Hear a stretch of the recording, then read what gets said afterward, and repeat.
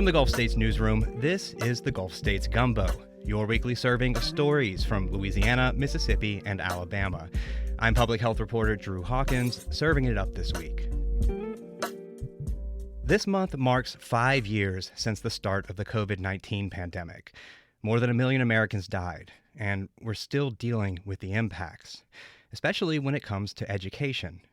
And as a parent, I can tell you personally, we really struggled with remote school, especially with math and reading.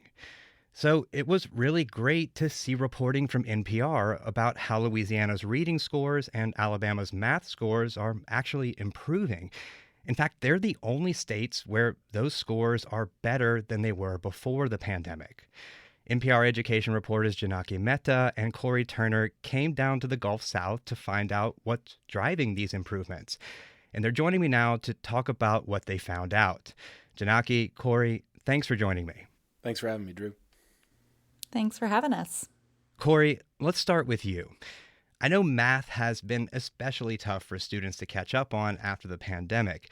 And you went down to DeKalb County, Alabama, where there's been a math makeover, as you called it, using COVID relief funding. What'd you find in DeKalb? Yeah, so what I found is a couple years back, they used those COVID relief dollars, and they got quite a few, to do a bunch of things. But first and foremost, they hired a new math leader. I jokingly, when I was there, I called her the math czar. Her name is Julie West, and she really did kind of reimagine the county's approach to math instruction. And if I were to capture it in a sort of simple way, her feeling is that kids are pushed way too early into pencil and paper, take the numbers and stack them on top of each other and solve a problem using what's technically called the standard algorithm. And her point is, that's too abstract for kids. And if we're jumping to that too soon, kids don't actually develop a really important kind of fluency in math, a comfort in math, being able to do math in their heads. They just don't learn it like a language. And so what she did is she used some of the district's COVID relief money to buy a lot of math tools or toys, like for the youngest learners, these little plastic counting bears, all to hold the math in your hands. And again, we're talking about kids K-5. And all that leads me to something I saw firsthand in DeKalb. So I want to just pop in here for a quick second into third grade teacher Tracy Butt's classroom. Here we go. All right, I've got it covered up. Butts leads her kids to the back of the room where they sit on the floor crisscross applesauce. On the wall, on a giant sheet of paper, she's written an equation, 9 times 12. Hands on your chest. But the kids don't have pencils or paper to solve it the standard way. All right, so remember, one thumbs up is I have my answer, and I have one strategy to solve. Butts asks the kids to think not about the one way to solve 9 times 12, but how many different ways they can solve it in their heads. I saw some of you found 3 ways to find it. You had 5 ways. One girl counted by nines, 9, 18, 27, until she'd done it 12 times. Another took a different route. I broke the 12 apart into 10 and 2. Because 10 times 9 is easy. It's 90. And 2 times 9 is 18. You add them up, and you get 108. It is a judgment-free zone here, where the kids are encouraged to find their own way to the answer, and they seem genuinely excited doing it. Crisscross applesauce. I could really just see that classroom, right, with these enthusiastic kids doing math. And this is the approach that you said helps set DeKalb and really all of Alabama apart, right? Yeah, I mean, the really interesting thing about what I saw there is that what was happening in DeKalb starting a couple years ago was essentially separately starting to roll out at the state level too. The state leaders, the state superintendent, Eric Mackey, had been looking at Alabama math scores in the early grades and said to themselves, this isn't good enough. And so they passed what's called the Alabama Numeracy Act. And the point of that law is to put a math coach into every elementary school building in the state of Alabama. And what we've seen since they started doing that is some pretty remarkable improvement, considering how young the law still is. Yeah, I'll be honest with you. I'm an English major, right? Math was never my favorite subject. And in your reporting, you talk about the challenges convincing teachers and administrators to do this, right? Because math isn't everyone's favorite. And how did they manage to get people who might be hesitant on board with this new approach to math? There's a moment in the story where you compare this to trying to convince people to like liver. And what do you mean by that? I love that line, by the way. It was one of my favorite in the whole trip I took. That line comes from Karen Anderson, who was put in charge of the state level effort to roll this out. And her point was, look, for lots of reasons, people don't like math. A big reason is because they weren't taught very well. And so she felt like she was trying to sell liver. No, really, it's good. It's good for you, and I'm going to make it fun. I'm going to make it good. But in terms of the state's approach, they're really coming at it not from the point of view specifically of working directly with kids from the state level. These math coaches, the point really is to work with teachers and to approach K-5 teachers from a place of grace and understanding and patience, knowing that elementary school teachers, a lot of them, they don't get much training in math. That's just part of the system that we have. And so what Alabama is doing is meeting them where they are. And, oh, by the way, and I saw this firsthand in DeKalb County, they're using data so that teachers, especially younger, less experienced, less math comfortable teachers, can see in their student performance, oh, this child is struggling with this very specific math concept. And when you combine all that together, what you have is a really interesting support system for teachers. It is very teacher-focused and teacher-forward. As a data nerd myself, I really love that you managed to find a fellow data lover in Alabama for this story, right? So what do the numbers show? Is this approach working? Yeah, I have to say Julie West, who was in DeKalb County, she told me she had a t-shirt that says data or it didn't happen. So the data on Alabama's performance, and this is true of Louisiana too, is I think really powerful. Focusing first on DeKalb County, I used what's called the Education Recovery Scorecard because it actually uses data at the district level. So you can see pretty clearly from 2019 to 2024 in DeKalb, math scores for third graders through eighth graders, they improved by the equivalent of nearly a full grade level. Keeping in mind from 2019 to 2024, lots of districts across the country were moving in the opposite direction, and DeKalb was making big gains, getting back to a place they hadn't been at least since 2009. And then statewide in Alabama, I used the nation's report card, which is probably the most respected and reputable measure of student growth across the country. We know back in 2019, Alabama was last among all states in fourth grade math. It was not good. And like I said earlier, that was the impetus for state leaders to say, we got to do something about this. And so we know that as of 2024, again, lots of states were moving backwards. They were losing ground. Alabama actually gained ground. They went from last place to comfortably middle of the pack, which is pretty darn good. Oh, yeah, absolutely. And, we've got administrators on board. You've got teachers on board. It's working. But one thing I really want to know here is, what do the kids think? Do they like these new approaches? I love this question, Drew, because I've been doing this job long enough. My favorite part of the job, and I've been in so many places, in so many schools, I love walking into a classroom because the kids don't lie. They just don't, and you can tell. And the classrooms I went to in DeKalb County were vibrant. I mean it. It was a joy to be there, to see these kids. There was lots of small group work, which I tell you is often a winner with kids. They feel like they have more agency. They've got all of them counting toys and tools out. I saw different kids using different tools depending on the table they were at. I saw a lot of pretty joyful spaces. I also in that really fun exercise, the tape we played from Ms. Butt's classroom, one of the kids, little soft-spoken girl, totally blew my mind. Again, they were trying to do 9 times 12. And the way she got there, and all the other kids were like, huh. She's like, well, I knew what 12 times 8 was, and then I just added another 12. And I remember thinking, I don't know, what is 12 times 8? I love how open it was, and the kids seem to love it too. And I want to play one more cut of tape if we have time. This is Tracy Butt's classroom. They do this as a brain break. They sing their skip counting. Watch my feet come alive. I'm gonna do the use 35. I got 5, 10, 15, 20, 25, 30, 35, 40, 45, 50. 5, 10, 15, 20. Kids singing about math, right? You gotta love it, you know? Okay, switching subjects here, actually, literally, we're gonna go from math to reading. Janaki, what's going on with reading in Louisiana? Yeah, so the story in Louisiana with reading is really similar to what Corey's been talking about with math in Alabama, in that it is the only state where young readers, they're improved over their scores in 2019, while the rest of the country's reading scores were really lagging behind. And the education recovery scorecard that Corey is also talking about, that looks at 3rd through 8th graders, also showed it was the only state where students made what they call a full recovery from the pandemic in both math and reading.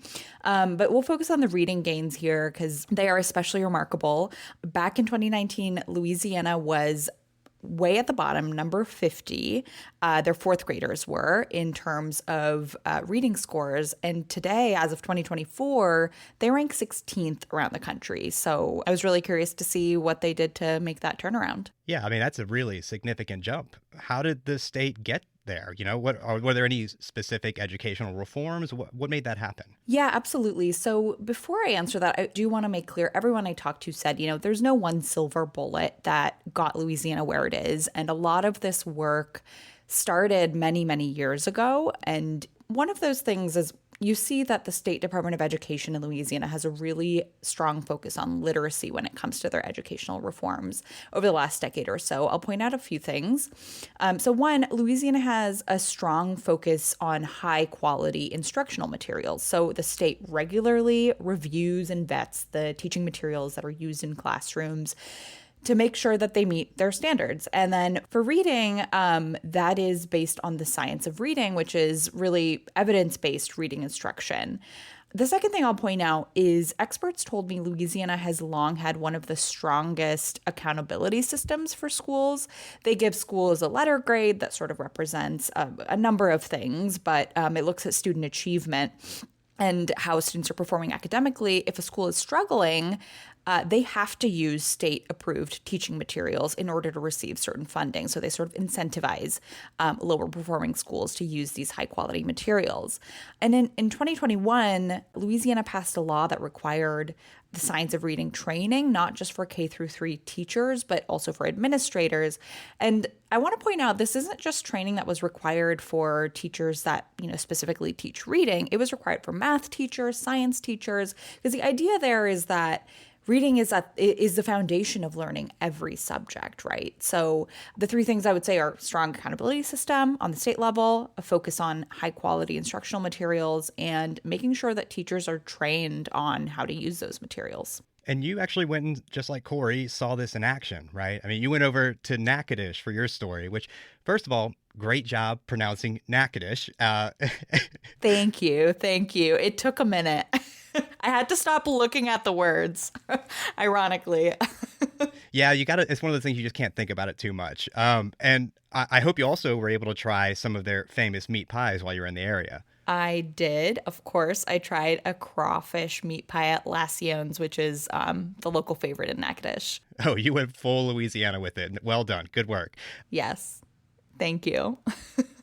I am curious what drew you there, though. Why'd you choose Natchitoches to check out? Well, other than the meat pies, as we know, it's much harder for lower income school districts to do well academically because with poverty, there are so many more hurdles to student achievement than in wealthier districts.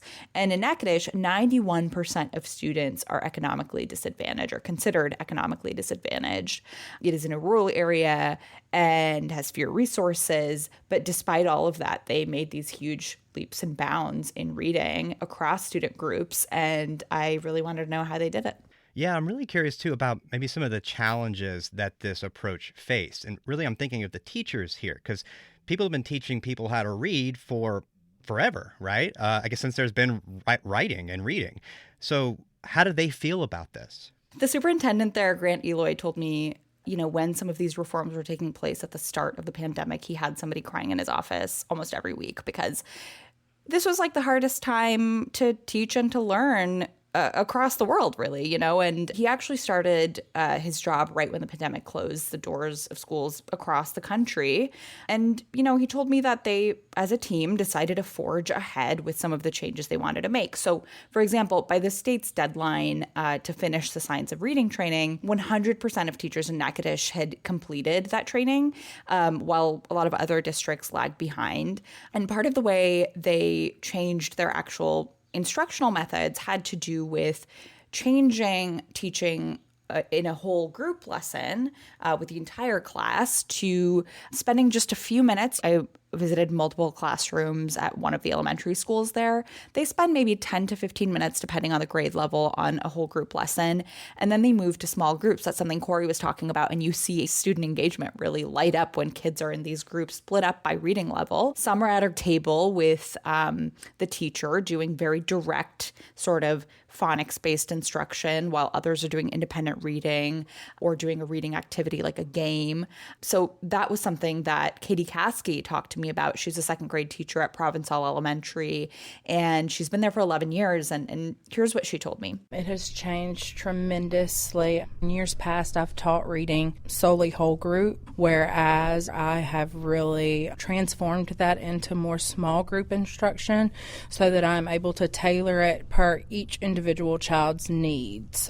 Katie Caskey told me that those changes going from teaching, whole group to much more targeted small group lessons was a lot of hard work. She told me it was like she had to learn to read and teach all over again.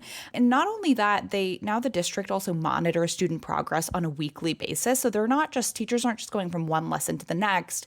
They take data on a weekly basis and then use that to inform what they're going to teach in the classroom. They also have master teachers across every school in the district. And those master teachers, their whole job is to analyze that data and to support teachers. They go in and model lessons. So there is a structure there for accountability within the school and for support. So that's been a really big change that Caskey and a lot of other teachers told me has transformed the way that they teach. So they had support, trying out these new things, and they were open to it, right? And really, I just want to take a quick second and say that, there's a lot of stereotypes about education in the South, right? And it was just really nice to hear educators with thick Southern accents talk so passionately about education in both of y'all's stories. Yeah, I'll say Kathy Noel is one of the key people who brought these reforms to Natchitoches. It's also where she's born and raised, so this is really close to her heart. And she said to me, and I'm quoting her, she said, "Down here in the South, we don't want to be last." And she said, "It feels good not to be at the bottom and not to be looked down upon." Yeah, and Drew, I'll just hop in here too. Julie West was really the focal point of my story. She was the one leading the math makeover in DeKalb, and she was born and raised in DeKalb, went to DeKalb schools, became a math teacher in DeKalb, a school principal before she became the sort of math leader. And she's just such a dynamic figure. And there was a moment when we were driving, I was interviewing her, and we jumped from, she was excitedly telling me about a t-shirt she had that said, "Data or it didn't happen," to she was giving me a lesson, like, if someone in the community tells me, "Well, bless your heart," that is not a compliment, and I should not take it as such. She was right. She was looking out for you, yeah. She was looking out for me while also preaching from the gospel of data. Janaki, one thing I want to ask you about, too, is really the all-important question here. We heard about kids singing math equations in their classrooms. How did the kids feel in the classrooms that you visited? Yeah, like Corey, you can talk to experts all you want, but when you step into a school, and I used to be a teacher, I taught kindergarten, and you just know what it feels like when kids are engaged. Kathy Noel told me, when you walk in the doors of Provençal, it might be in the middle of nowhere, but that is how schools should look and sound. And I have to tell you, the kids there seemed really thrilled to be learning to read. I talked to one kindergartner, Elijah Oakes, and here's how he put it. It makes you more smarter to know all of your words and know how to read. I mean, do you need any more confirmation? Yeah, he also said it makes your brain grow, which I was like, that's a nice, simple way to put it. We've been spending a lot of time looking at all these individual strategies, but that's all you need to know to understand why it's important to know how to read. Yeah, these kids are going places, for sure. Reading both of y'all's stories, listening to both of them, a quote that came to my mind was, when you know better, you do better, right? And I feel like applying these new approaches really seems to have had a huge impact. A question I'd like to ask both of you as well is, both of these programs that y'all were covering, they used COVID relief funds, which have largely run out. And I'm curious what impact President Trump's attempts to dismantle the Department of Education, what that might have on these programs and maybe others like them. Yeah, so COVID relief funds played a big role in both the state of Louisiana and the district that I visited, Natchitoches, in the reforms that they put in place. But so did federal grants. Both the state and the district received competitive federal grants. And on top of that, all but one school in Natchitoches relies on Title I funds, and they also receive rural education grants. So on top of the competitive grants the state and district got, almost all the schools in Natchitoches and many in Louisiana rely on Title I and rural education grants. These are formula grants, meaning the federal government guarantees that money as long as schools meet certain eligibility requirements. And now almost all the folks at the Department of Education's data arm who were responsible for crunching numbers that made those formula funds possible, they're almost all gone. And employees told me they're pretty confident schools will be able to get the money they expect for next school year, but they're really very concerned about what's going to happen after that. I think in answer to that question, because it's the right question to ask at the right moment, I kind of want to flip it on its head. And we didn't intend to say this with these stories, but I think at this moment, with the dismantling of the department, one of the things you hear President Trump say time and time again, he said it on the campaign trail too, the purpose here is to return education to the states. And I think our stories really capture that the education department is not in charge of education. States are. Education never left the states. It never left districts. And our stories show that when a state or a district chooses to make a change, to do something or try something better on behalf of kids, they absolutely have the power to do it. And as Janaki said, in my case too, in Alabama, really the only involvement from the federal government, as far as I can tell, was in helping to pay for it. Right? There weren't a lot of guardrails here. And I know in DeKalb specifically, this is an incredibly lower income, remote district. Not only did they get a lot of COVID relief money that paid not only for all those math tools I talked about, it paid for Julie West to get hired. But also, I know the district receives a ton of Title I money, which again is the money the federal government sends to districts that serve lots of lower income kids. Like, these sources of federal funding are really, really important. And it's hard to know what will happen to them as the department gets smaller and smaller. I will say Project 2025, which during the campaign President Trump disavowed, it ultimately called for the unwinding of Title I funding. Make it a block grant, in 10 years, phase it out completely. Well, I can tell you there are an awful lot of Republicans in rural districts in red states who don't like that idea one bit, because they know their public schools are the beating hearts of their communities, and that Title I money is really, really important to the health of those schools. I think folks in DeKalb and probably in lots of districts across Alabama would say something similar. That money is important, and they're doing their best to put it to very good use. I really appreciate both of y'all's reporting on this and highlighting these success stories. But there's one last thing that I would like to do with y'all before you go. I know both you guys came to the Gulf South. You spent a lot of time in Louisiana and Alabama on your reporting trips. And we have this segment on the show called Gulf States Gems, where basically we highlight some of the treasures of the region. And it could be really anything. It could be a restaurant, a landmark, a song, someone you met, whatever. But I'd like to know what's something that you came across while you were here that stands out, really something that jumped out at you as just a gem in the area? I gotta tell you, I have been to Louisiana a few times, and no matter how small the town, the food is always amazing, especially the seafood has never failed to amaze me. Louisianans know how to eat. But aside from the seafood, my colleague Mari and I, we just went to a local restaurant in Shreveport on our way home. Didn't really do too much research, just hopped in. It's called The Noble Savage, and I dare say their beignets are even better than the ones at Cafe Du Monde in New Orleans. Those are pretty strong words. We might get some hate mail. I know. And for me, I want to go heavy and light. I was in Birmingham for a hot minute to complete my reporting. Went from DeKalb to Birmingham, and got up early one morning to walk from my hotel downtown to the 16th Street Baptist Church because I'd never been there, and spent a little time in the park across the street. And I found it really moving, and I'm glad I did it. It was a gorgeous morning, and I think it was just important to be there. And then my light moment is I also made time that morning to I love just finding local haunts. And I went to this breakfast spot called the Frothy Monkey. And the coffee was incredible. And the company was incredible. The waiter, maitre d', I don't know what you call him, the whoever extraordinaire, the dude was chatting up every single human in the... He was like engineering a giant social conversation between the tables. It was a very cool vibe, and it was so much fun. I went back for lunch.